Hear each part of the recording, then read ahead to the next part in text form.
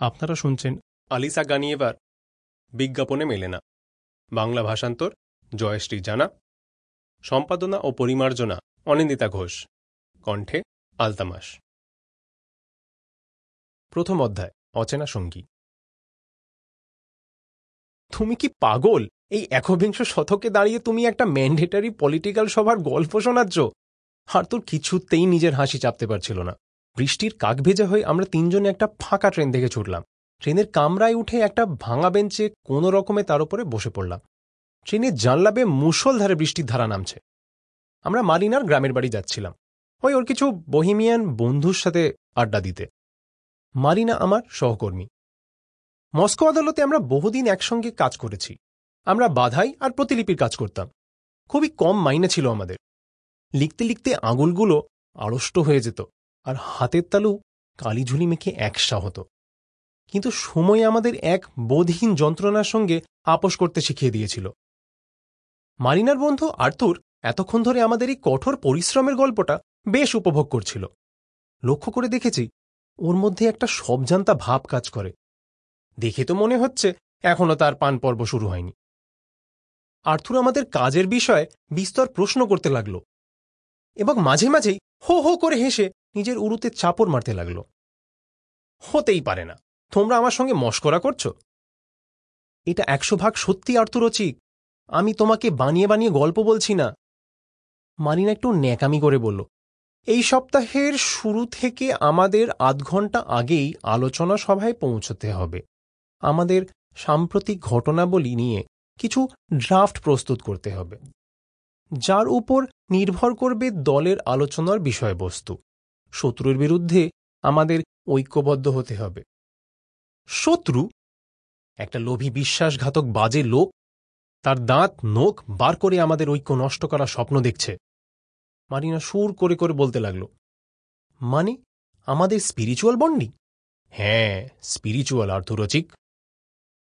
কামরার খোলা দরজা দিয়ে রাবারের জুতো পরে উস্কো খুস্কো একটা লোক হাতে একটা অ্যাকর্ডিয়ন নিয়ে ট্রেনে উঠে পড়ল। সে অস্পষ্ট একটা সুর বাজাচ্ছিল। আমি মারিনার দিকে ঝুঁকে জিজ্ঞাসা করতে গেলাম তার কাছে সুরটা পরিচিত কিনা, কিন্তু আমার নিজের এই অজ্ঞতায় আমি ইতস্তত বোধ করলাম। পরক্ষণে নিজের মতো বসে পা দোলাতে লাগলাম। অ্যাকর্ডিয়নের চড়া সুর ভেদ করে আর্থুর চিৎকার করে উঠল, তুমি কতদিন ধরে মস্কোতে আছো পাটায়া? 1 বছর। আমি তার কানের কাছে গিয়ে বেশ জোরে কথাটা বললাম। আমার ভাই আমাকে মস্কোতে এসে কাজের চেষ্টা করতে বলেছিল। এই বিষয়ে বিশদে আলোচনার প্রয়োজন নেই। আমাকে 1 বছরের জন্য ডাকা হয়েছিল, আর এখন সেই মেয়াদ ফুরিয়ে গেছে। তাই আমাকে আর মফস্বলের বাড়িতে ফিরে যেতে হবে। সুরটার পরিচয় এখনো পর্যন্ত রহস্যই থেকে গেল। আওয়াজটা আমাদের কামরা থেকে ধীরে ধীরে পরবর্তী কামরার দিকে ভেসে চলেছে। বাইরের শহরটা যেন খুব তাড়াতাড়ি পেছনে চলে যাচ্ছে। জুন মাসের এই বৃষ্টির দাপট আমাদেরকে যেন কিছুতেই ছাড়তে রাজি নয়। উফ, এই গ্রীষ্মে একটা হিম জড়ানো অনুভূতি। মারিনা নিজের জ্যাকেটটা শক্ত করে জড়িয়ে ধরে এবং আর্থুরকে কি জানি কেন গড়গড় করে আমার বিষয়ে বলতে থাকে। মনে রেখো, পাটায়া কিন্তু তোমার বানানো মদ খাবে না, ও পান করে না। ওর ইসলামিক দেশে মদ্যপান বৈধ নয়, তাই না পাটায়া? মারিনার মাথায় এই কথাটা কেন ঢোকে না কে জানে। যে আমি বিদেশি নই, আর আমি ব্যক্তিগতভাবে কোনো রকম নিষেধাজ্ঞা মানি না, কিন্তু আমি ওকে বেশি ঘাঁটালাম না। মারিনা বলেই চলল, তুমি কিন্তু পাটায়াকে বিরক্ত করার কথা স্বপ্নেও ভেবো না আর্থুর। যদি তুমি না করো তাহলে পাটায়ার সমস্ত দাগেস্তানি প্রেমিক তাকে ছেড়ে পালিয়ে যাবে।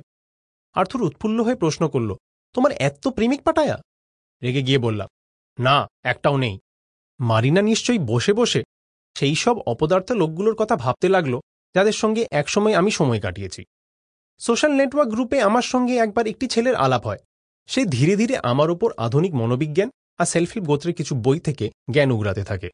নিজেকে সবজান্তা এবং একজন পাক্কা বুদ্ধিজীবী বলে প্রমাণ করার জন্য সে প্রায় উন্মত্ত হয়ে ওঠে। কিন্তু যখন আমি একদিন জানতে পারলাম এই সবজান্তা ছেলেটি আমারই শহরের কাছাকাছি থাকে, তখন আমায় যেন একটা অদম্য ইচ্ছে পেয়ে বসল। আমার ওর সঙ্গে দেখা করতেই হবে। উফ, কি বোকাটাই না ছিলাম আমি। আমি দেখলাম আমার সেই স্বপ্নের প্রেমিক। Sample complete. Ready to continue?